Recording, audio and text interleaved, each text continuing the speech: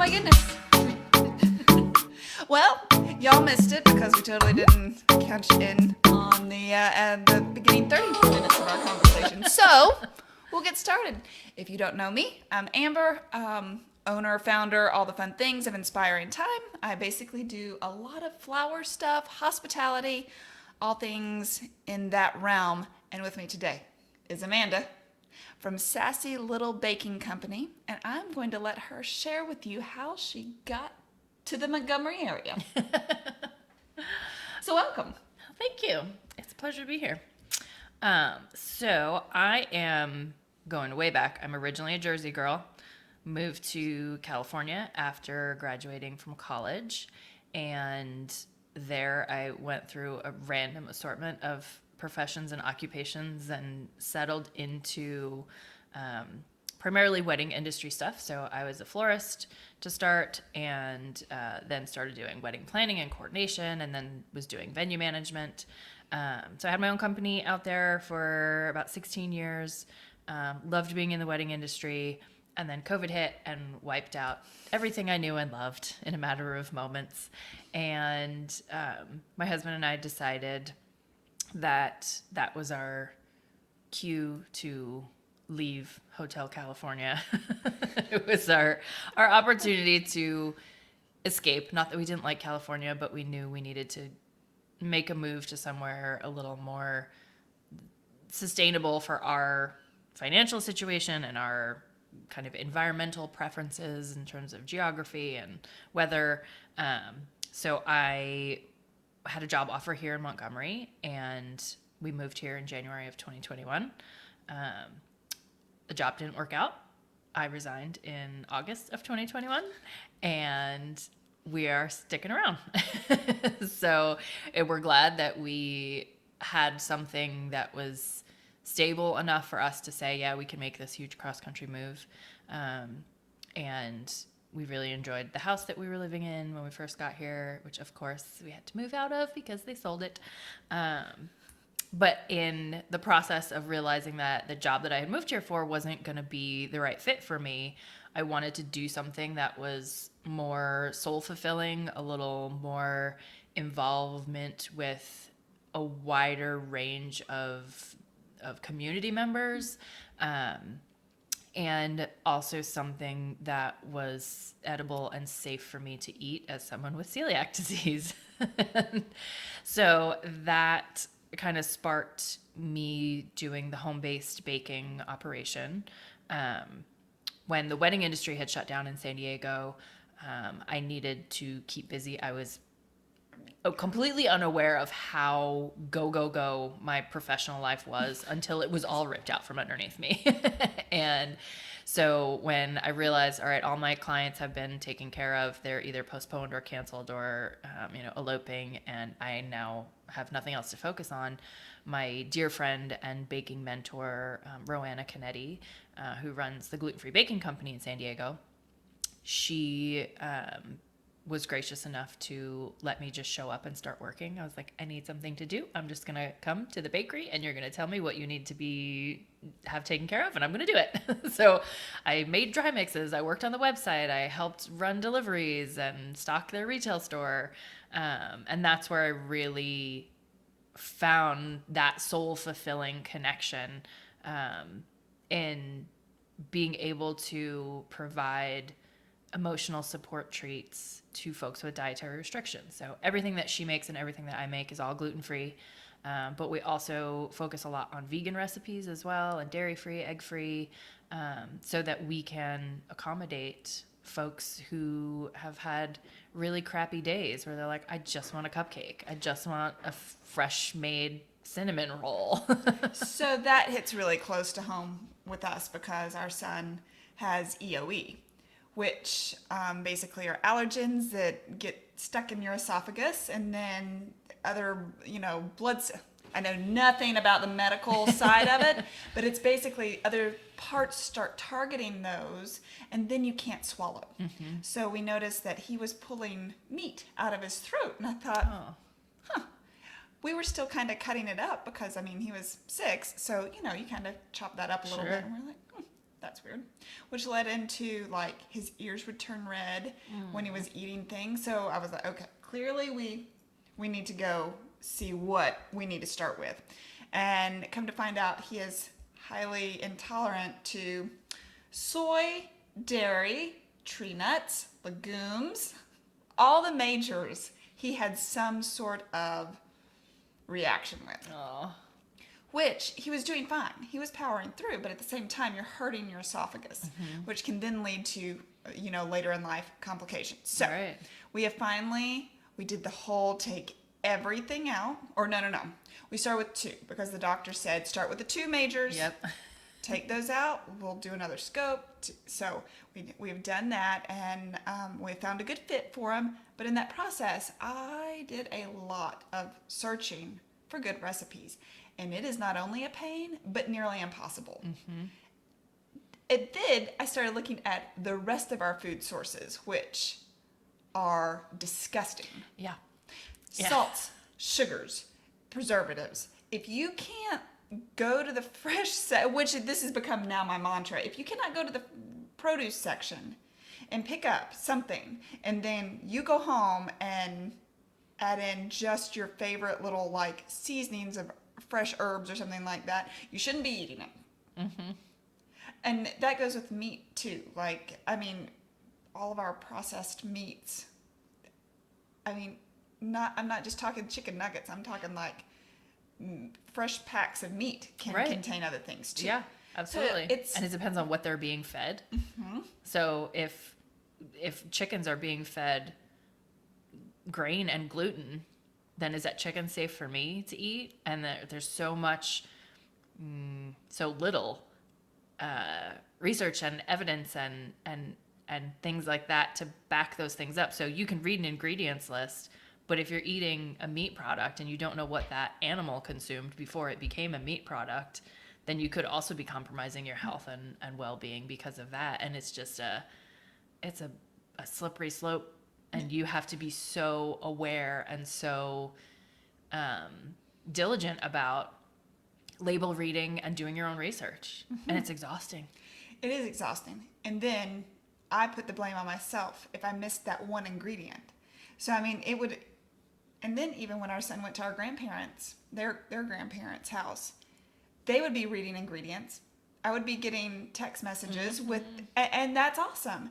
But now I'm reading their ingredients, and did you know, in different parts of the country, the margarine that you think might be safe, he is allergic to pea protein, which is a key protein ingredient when it comes to like vegan and vegetarian replacement. Yeah. He cannot eat any of that. So then his ears would swell up, his throat would swell up. So I understand. So that is why I'm so excited that you're going to share with us. And I can only imagine the joy that people who do have intolerances and restrictions have found in bakeries that cater to them specifically. Yeah. And that was the one most prominent takeaway from when I was working for the Gluten-Free Bakery in San Diego. I helped her with her grand opening of her first retail shop. And I was more there in like the event coordinator side of things, just kind of keeping a timeline, and then we ended up with a line around the block. And so I was like, all right, I'm bringing boxes of samples out. And so I'm running up and down this line, giving people vegan, gluten-free donut samples. And as people are just, regular foot traffic is walking down the sidewalk, I'm offering them stuff too. And there's one couple where the girl says, no, thank you, I'm vegan. And I was like, but they are vegan. And the look on her face and that smile, she's like, you're kidding me. There's a vegan and gluten-free bakery. Oh my gosh, this is amazing. And little kids where the parents are saying, my child has never had a birthday party at school that involved cupcakes or cake or donuts or cookies because we can't, with the store-bought stuff, there's so many extra ingredients that are unrecognizable, as a raw ingredient, and they can't have this, this, and this. So now I can come to this bakery, I can read and understand and know the source of all of these ingredients and know that my kid can take this dozen donuts or cupcakes to their school birthday party and be able to celebrate with their friends. And that, like, I mean, I was out there passing out samples, getting emotional, like crying into the chocolate glaze. I'm like, this is the best thing ever, because it is, food is the center of socializing. It's the center of family and relationships. And there are so many things that I have over the years opted out of because I just choose not to consume alcohol. I don't enjoy it. So, I don't go to an event where there's going to be appetizers and booze because I can't eat anything they're going to serve. And none of the servers know what the catering company put in these things. And there's probably not a chef on site. And they don't have time to look up ingredients lists for me. And no one will contact you if you email them ahead of the event and ask for a full ingredients list. And since I don't want to stand around and watch everyone else eat and drink, I don't go to anything. Which then makes you the hostess. Right. Or the hermit. We're going to go with the hostess. Because you did just say that prior to baking, so I think flowers and food go hand in hand. Especially, well, I only say this because I've only lived in the immediate South. So I am sure San Diego I know it has a very vibrant scene of a hospitality. It looks different than here. But, pretty, it's all the senses. You get the pretty, the color, the vibrant pop, the nature side, and then you get these decadent surprises. Sure, yeah. Of food. So you get all the sensations when you're working in the hospitality field, which is probably why when you were like, okay, not everybody needs flowers and events during a pandemic, but everybody still needs to eat. Right. Everyone needs extra emotional support cupcakes now. I want those all the time. I didn't need... I mean, that's really why I started the business, so I can have emotional support baked goods for myself. And I just made so many, I can share them with the community. Yes, but that's such... I mean, truly, that's what a small business is all about, is finding the need and then diving... So before we jumped on, we won't share all of our secrets that we were talking about earlier. But how difficult have you found it to go from, this is one of my favorite questions, to go from state to state and the different rules and regulations, and how very important is it to attempt to know what you need to do? As a human, the transition was not hard. As a small business owner, it was. When we said we were moving from San Diego to Alabama, everyone's immediate response in San Diego was like, why? Well, that's besides the point. We had no apprehensions about moving here. All the stereotypes of what you would think of, if you've never been to Alabama, all the stereotypes that you would think of the folks in Alabama, they are not true. Just like with any place. Right. And we said, unless you've lived there, unless you've been there for an extended period of time, you have no right to poo-poo our decision on where we're going. And we are going to make the most of it because we will find our people, we will find our community, and we will thrive there with that community surrounding us and supporting us, and vice versa. And I had been a small business owner for 16 years in San Diego, and the process of getting business licensing, filing sales tax, and knowing, all the certificates and things that you need to have in insurance and LLC versus sole prop, all of that stuff was easily accessible online or through local groups and professionals who can guide you through that. And here in Montgomery, there's nice looking websites, but they'll say, oh, click here for this. And you click there and you're like, that has nothing to do with my business whatsoever. Like, I don't sell tobacco and firearms. I sell baked goods out of my home. And it was frustrating and overwhelming to try to sort out what the right... And then it was 2021. So we were still in the middle of massive shutdowns. Right. Which is when I also set up my LLC in this state.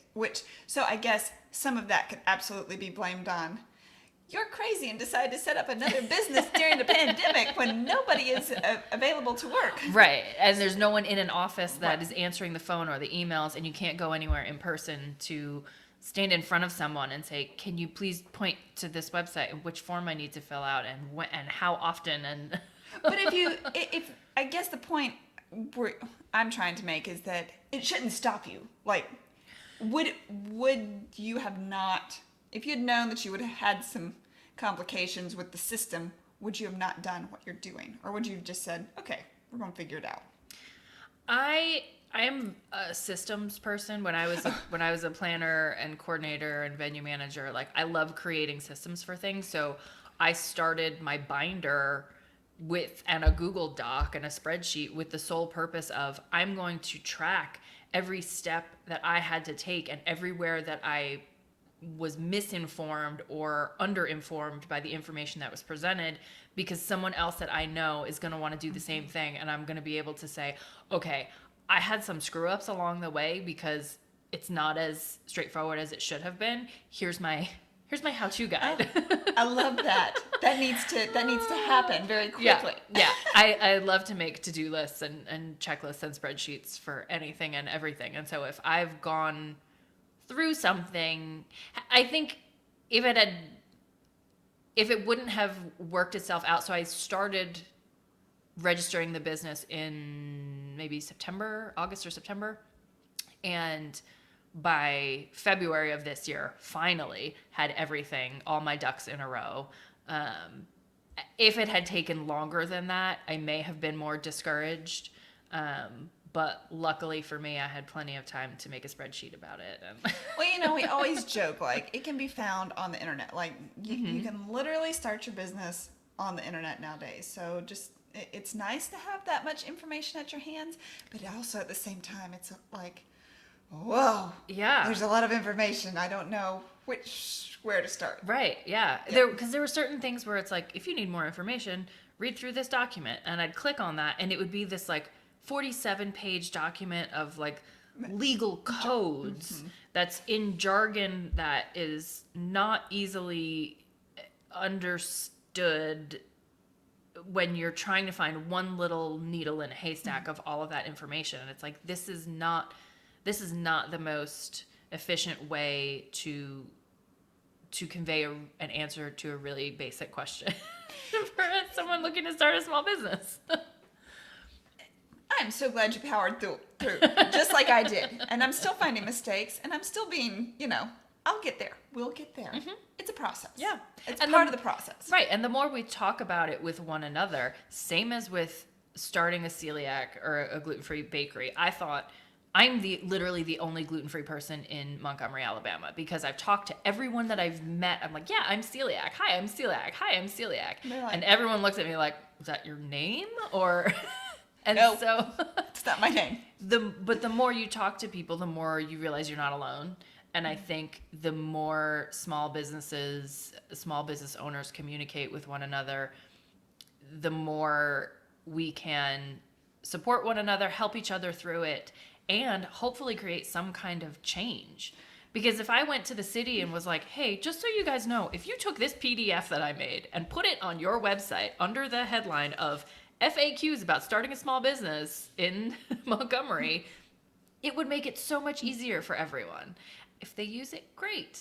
If they don't, shame on them. But it's there. Right. It's one more resource. And we have to, what I've learned here is the squeaky wheel gets the grease. Like if you're not vocal about things not working a certain way, there's definitely not going to be any changes or improvement. Even if you are vocal, sometimes there still won't be, but at least you said your piece. That's right. So we've talked about kind of our situations with getting started. But what is it that you like? Tell me about your kitchen. I love a person's kitchen. And what does that look like? What does your process look like from start to finish? Your phone rings. Go. So I'm still in the process of kind of building a menu. So if you called and said, I want to place a special order for my niece's 13th birthday party, I am currently building out a menu of all the offerings that I have. I'm not a pastry chef. I am not anyone who has had any training in the culinary arts whatsoever. But I was raised in a family of bakers. My mom's mom is a coal miner's wife from West Virginia and taught me how to make biscuits with lard and all the good stuff. And so I grew up baking and loving to bake, loving to be in the kitchen. And my process and procedural side as well, like creating systems, creating recipes and spreadsheets for my recipes. The behind the scenes stuff is just as enjoyable. Is that a word? No. You can make it a word today. Enjoyable. It's just as enjoyable as the smell of the cookies or the muffins in the oven and taking them out and trying them, because of course I have to eat everything that I send out. Yes, that's a Yeah. must. And the good side effect is that I have to test so much that I don't binge as many sweets as I used to. It's a good and unfortunate part of being a baker. Oh. It's like a florist. Like when you're a florist, how many times do you have a perfectly arranged vase of flowers on your entry table or at your bedside table? You don't. No. You have leftovers. You have a bucket from last week where you're like, I should probably throw those out. You're like, what is that? Oh, that's the smell. Yeah. Okay, it's rotten water. Fantastic. It usually stays, since it's just been cool enough here, I can keep stuff out in the garage, and now I can't. The other day I was like, oh, that was a bad idea. Yeah. We'll have to trade funny, stinky flower water stories once Ooh, we're done I here. see another podcast. So I wish that I had, I always have this excuse that I'm a creative, so therefore I cannot be super organized. It's my story and I'm sticking to it. Mm-hmm. I think that's just kind of my way of rebelling a little bit, but being organized, I would say, is one of the numero uno things. Maybe it's sticky notes and you stick them on your wall and you make sure you tape them so the cat doesn't pull them down. I learned that the hard way. Yeah. So whatever that system is, find it. But you have to be organized. Yeah. You have to be able to be contacted and you have to be organized. Mm-hmm. And my dining room is my bakery. And it is, like, when I left the house, I had a delivery of donuts before I came over here. And so it's chaotic. It's a little bit of a hot mess right now. And then I've got the pop-up this weekend, so it's going to continue to be messy. The actual execution of it is very chaotic and looks like kind of a crap show. Pardon my French, to someone who would just kind of poke their head in.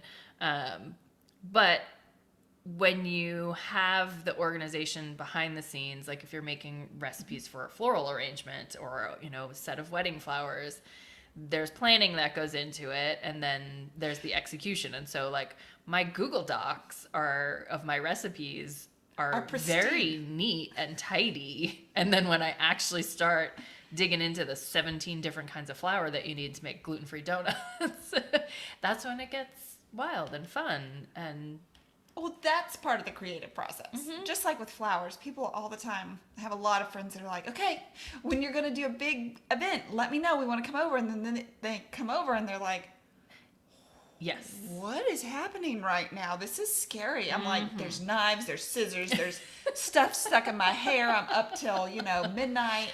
And everybody just knows to stay out of the kitchen because the kitchen shuts down. And then I have all the counter space, so I just get it.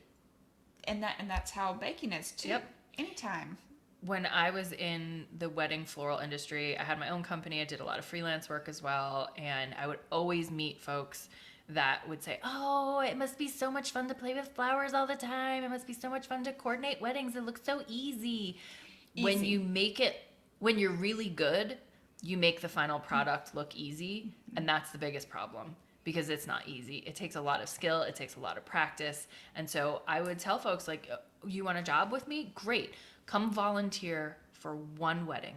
So if it's florals, you come and you work in my studio for 3 or 4 days, and then you work on the delivery day of the wedding. If it's coordination, show up the day of the wedding at this time wearing this outfit, and I'll show you how much fun it is.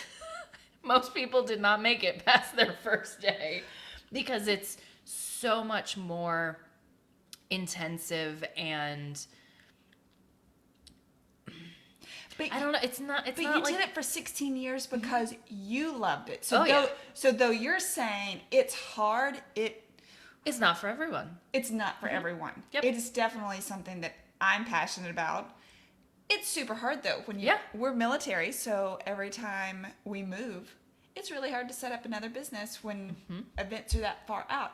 Just like any small business, especially when you're catering something as specific as gluten-free, potentially vegan and vegetarian friendly, that's not for everybody. So you've got a whole different social media field to start the process over again. Right. Yeah. It's there's one other baker here in town, Karen from Fennel and Figs, and she does make certain items in her bakery, gluten-free versions of them. She's got a phenomenal gluten-free oatmeal cookie. But she said to me when we first met, she's like, I've been asked to do gluten-free cakes and things, and then I look up all the different flours that I need, and she's like, for my bakery, I need all-purpose flour. And it's great because I buy it in bulk and there it is. And gluten-free is a million different things, and it's harder to navigate because it's such a specific niche. But for me, because I can't eat anything else, and because baked goods don't work with one type of flour, I can't just use sweet rice flour in all my ingredients or as my main ingredient for anything. To me, it brings me back to my science-y college years, and baking is science. You can eat, and so it is very. I find it really enjoyable. I keep using this word, enjoyable. I think you should write it down. Okay, I'm gonna get a sticker made. Yes. Enjoyable. Enjoyable. It's my word, and I like it. It could also be like a bakery tagline: "Enjoy full, enjoy till you're full." Anyway, should we write it down? Right, like a whole other Let me podcast. just go ahead and write it down because we'll forget. Enjoyful, y'all. This is happening right now. I find it very enjoyable to work through the processes and have lots of ingredients and lots of moving parts, and it's similar to wedding coordination or flower recipes. My brain likes to have a little bit of everything going on at once, I have found. It's kind of like my house. There's a little bit of everything happening in there. Yeah, it's life. It's life for everyone. You can't focus on one thing. No, and life is, not to sound like a very mature adult, but it seems like it's like hurtling right now, whether it's the age right after the pandemic, so stuff's, starting up, really going again. And so we've been off for 2 years practically, and now it's time to get going again. Yes. So all that's, I think, adding to a lot of stress and anxiety, Yes. and it's like tenfold making things a little bit more challenging. It is. And between technology making it so that we are connected to our phones all the time, I'm trying my best to take a break from social media right now, Good for you. and it feels great. But like having that connection and that distraction all the time, and being able to be contacted by anyone at any time. If an email or an Instagram message comes in at 9:30 and I answer it, as soon as I answer it, I'm like, why did I let this person think that I am reachable at 9:30 on a Friday night? Because I'm not. I just happen to be sitting here watching Netflix. Tip number 3, there's been more than that. You're not reachable all the time. Right. Set your boundaries. Absolutely. Set them. And one of the best things about having gone through the transition professionally that I did since the pandemic started, I was working at such a crazy pace and with such a high volume of events going on at once. Had it not been for the pandemic, I would have never, ever, ever slowed down.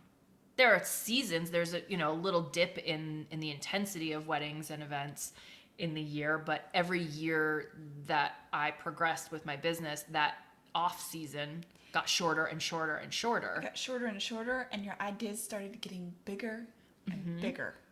So Yeah. now to execute, to take that little spark that was like, look at this sweet little mama's bouquet, has now turned into this like, let me show her how she can wear this Right. as a boa. Yeah. And then it becomes like this personal challenge because you're a creative to make Right. it different. Mm-hmm. So your creative juices are not, I find that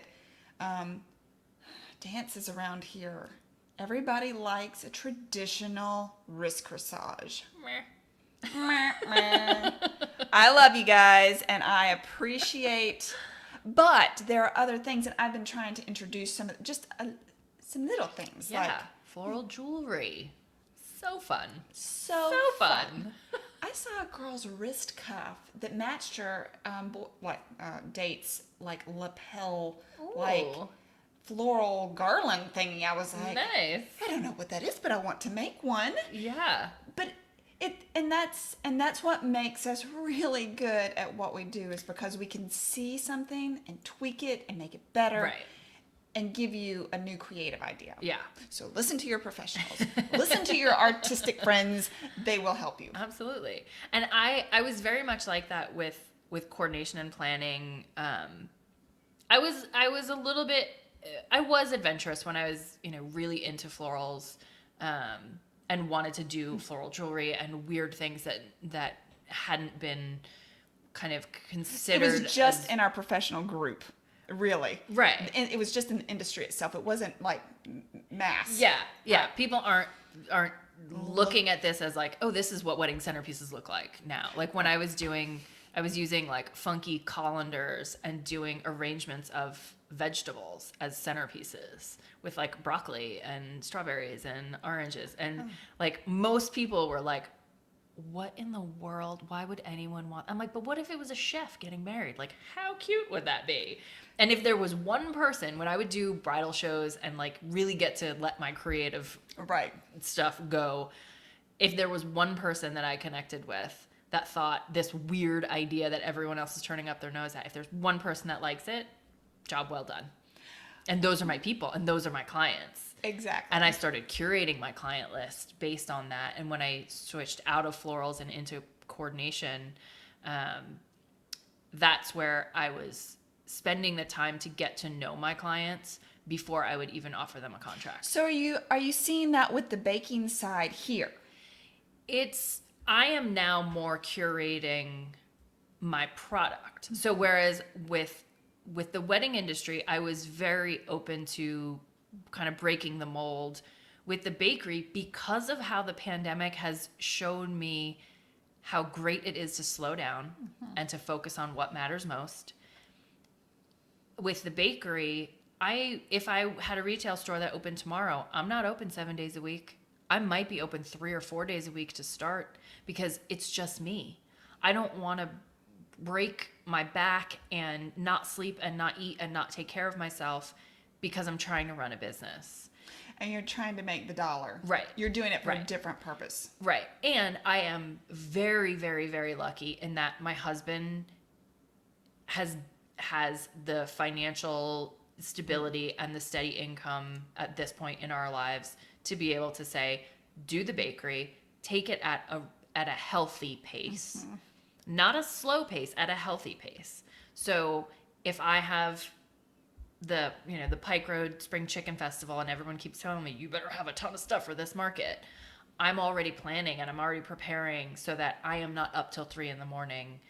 before I leave for that market to set up, because I've done that and it's awful and it's no fun and it's not sustainable. And you can't enjoy the day Exactly. up, which it sounds like, though we haven't met too much other than this, but you're a people person. So you want to make sure that when you get there, so you are the baker, you're the social media, you're the marketing, you're the behind the scenes, you're all the things system, but you're also the person that talks about your product. You are the salesperson. Right. And you want to be able to enjoy that part Yes. as well. Yeah. Which I don't want to fake it when I have to be in front of my customers. I don't want to have to be like, I'm so happy to be here. Just wanna take a I'm nap. dying inside. an espresso stat. Right. Oh. So let's see. Will you show us some of your things? Sure. and tell us what they are. And then we're going to talk about where we can find you. Okay. So this little guy here, in thinking kind of what you're saying about what you were just asking about, the how crazy am I going or how not crazy am I going? In keeping my menu simple, I'm not trying to compete with pastry chefs. I'm not trying to break the mold. I'm just trying to give access to anyone with dietary restrictions that I can accommodate, access to fresh, sweet treats, and they have ingredients that you can understand, and they're made with love, and so things might not be super fancy. I don't do the fancy painted sugar cookies. That is such a specific niche of artistry that I do not possess those skills. But I can make you a really good cookie and really good donut and really good bundt cake and really good muffin. and that's such the nice thing with the time that we live in. You can niche down to where you need to be and what you're the best at. Right. There's a wonderful, I'm definitely sidetracking every question you ask. But there's a great gluten-free donut place in Knoxville called the Doughnut Theory. All they make is donuts. All they make is gluten-free donuts. They started adding like fried chicken and mac and cheese, but like their primary product is donuts, and they are crushing it. She's not trying to make pies. She's not trying to make, cream puffs and eclairs and birthday cakes and sugar cookies. She's like, this is what I love and what I miss the most as a celiac. And so this is what I make. And so I think that's a pretty similar track that I'm on. Okay, so this, how do I do this without this little guy, for those of you watching and not just listening? I love chocolate mini bundt cakes. This one has a peanut butter glaze on it, because who doesn't love chocolate and peanut butter? Not this house. My favorite version of the chocolate bundt cake, though, is my spicy Mayan chocolate. It's got a kick. It's got cayenne and cinnamon in it. Sometimes I'll put it in the cake. Sometimes I'll put it in the glaze. It's not as popular yet in Montgomery. I'm bringing a lot of Southern California flavors to like, I'll have a whole menu of like really normal everyday stuff, and then like rose and pistachio donuts, and people are like, ooh. I'm like, no, try it. Like, have you ever been to a Persian wedding where they have rose and pistachio flavored desserts? Because that's where the inspiration for me came from. Was the best dessert display you will ever get your hands on is at a Persian wedding. I've never been to a Persian wedding. They're phenomenal. They're beautiful. The attire, we could go Yes. on a whole other And we might in a thing, minute. right? As soon as I hit stop. And then these guys are my favorite cookies to make. I'm obsessed with Nordic ware cookie stamps. And so you can see on that one, it's got this like funky little design on it. Love that. So these are ginger cookies. These are vegan. I tried out the regular version and the vegan version. I made them on the same day. I had my husband try them. I tried them. You couldn't tell the difference. And he could tell the difference, and he prefers the vegan version. Okay. My husband is not vegan or gluten-free. So if he has a preference for something that is gluten-free and vegan, it's got to be pretty good. That's And then these are my sugar cookies. I tried the cookie stamp on them. It didn't really turn out because they're too floofy and fluffy. I love them. And I love the fact that they're, the sugar cookie has been trending for sure, and all the beautiful artistic abilities, especially, I know, just in our local area. But these are these are big, fluffy cookies. Mm-hmm. Right, so they're not frosted, they're not decorated, they're just sugar coated. There is dairy in there, and when I was growing up in New Jersey, if you're from New Jersey, you live on bacon, egg, and cheese sandwiches from the bagel shop, and the bagel shop that I would always get my breakfast sandwiches from had these chocolate chip cookies, and I could not figure out why they were so much better than any other chocolate chip cookie that I had. And as I got older and started baking more, I realized there was a touch of almond extract in them. And so I do a little bit of almond extract and vanilla extract in the sugar cookies. And for me, that's my nostalgia. It's my nostalgia cookie. And one day I might try my hand at the cutout sugar cookies and like trying to frost them with something, but that's really not, it doesn't excite me. I would like to try it just to say I've tried it once and so that I can appreciate the people who do it well. Decorating class, almost like a girls' night, and you're that type of feel. Yeah. And then if you like it, okay, maybe we'll. Right. Like I would do those for myself. When I was a florist in San Diego, when I moved to the house that I was in for the last 10 years, and that's where my floral studio was in the back, we had, we called it the hive warming party, because Sassy Little Bee, everything that I have is bee themed. And I made tiny little bee sugar cookies and bee hive cookies. And that was one of those things where making these for the party, I was up until 4 or 5 in the morning decorating these cookies. Like, what was I thinking? This is the most torturous process ever. So I appreciate it. I understand what goes into it. I will make them for myself, but that's not what I do professionally. So where can we find you? So I am still home-based, so I am doing lots of pop-up markets. I will be at the Chapel of the Waters this Sunday. And then at the Sweet Creek Farms Spring Chicken Festival in early May. My pop-up schedule is on my website, sassylittlebakingco.com. We'll pop that up on the screen. Instagram and Facebook, Sassy Little Baking Company. I am going to be at a handful of the last Saturday East Chase Farmers Markets this season. And I can't think of any of the other stuff that I have. And if somebody just wanted to reach out they could reach out Instagram, on the website. How? What's Instagram or Facebook messages. I check pretty regularly. Emails I check daily. You can send an email through the website, through the contact form. And I should have a menu and price list up for special orders, hopefully by the end of this week. Oh my gosh. Thank you so much. Thanks for having me. This has been too much fun, and I cannot wait to post it for everybody to see and love too. Yes. So. I feel like we need to do like a season 2 of us and do like wedding and floral stories. We could do a whole thing. People would be so bored, but we would be we would be enjoyable. Special, yes. Enjoyable. Special episode. Take 500 because we're totally off topic again. It's my specialty. Derailing a conversation. That's what we do. That's what we do. Oh my gosh. Thank you. Thank you. And we'll be round 2's coming. All right.